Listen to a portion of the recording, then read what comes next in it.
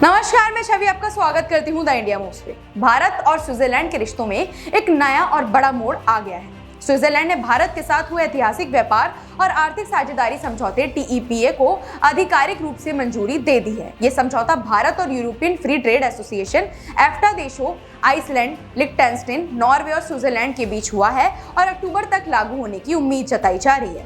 इससे व्यापारिक रुकावटें कम होंगी, कस्टम प्रक्रिया आसान होगी और स्विस कंपनियों को भारतीय बाजार में और बेहतर पहुंच मिलेगी। इस समझौते का सबसे बड़ा फायदा यह है कि EFTA देश अगले 15 वर्षों में भारत में $100 अरब का निवेश करेंगे, जिससे देश भर में 10 लाख नई नौकरियां पैदा होंगी। इसे दोनों देशों के लिए विन विन डील कहा जा रहा है। स्विट्जरलैंड पहले ही भारत में 12वां सबसे बड़ा विदेशी निवेशक बन चुका है, जहां 330 से ज्यादा स्विस कंपनियां काम कर रही है, खासकर इंजीनियरिंग, फार्मा, केमिकल्स और सर्विस सेक्टर्स में। भारतीय कंपनियां भी स्विट्जरलैंड में IT, मशीनरी और फार्मा के क्षेत्र में तेजी से बढ़ रही है।